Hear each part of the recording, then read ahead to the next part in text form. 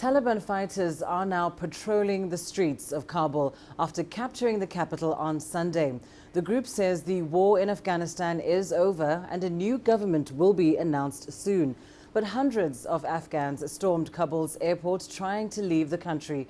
Witnesses claimed at least 5 people were killed in the rush at the airport. The US and NATO forces are also scrambling to evacuate their nationals. All commercial flights have now been cancelled.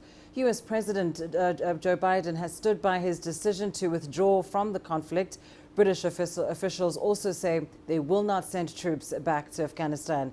The UN Security Council has called an emergency meeting for later today. Local journalist Parvis Karokail has more from Afghanistan. Fortunately, we don't have that for you. Now, the Taliban have entered Kabul, the capital of Afghanistan, about 1 month after US troops left their main military base an hour's drive from Kabul. Let's take a look back at the group's rapid advance over the past few weeks. The American troops began their withdrawal from their Afghan military base on July 2nd. The move signaled the end of the 20-year US involvement in the war. Meanwhile, the Taliban say they could present a written peace proposal to the Afghan government as soon as August.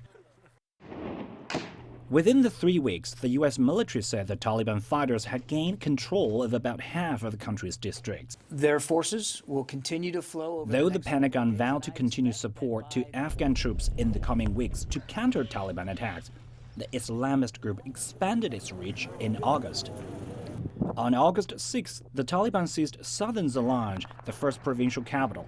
More followed in the ensuing days, including the prize of Kunduz in the north. On August 13th, they took 4 more key provincial capitals in a single day. On August 14th, Afghanistan's 4th largest city, Majili-Sharif, fell to the Taliban, as well as Pul Alam, the provincial capital just 40 miles south of Kabul. On August 15th, the Taliban took the key eastern city of Jalalabad, neighboring Kabul, without a fight.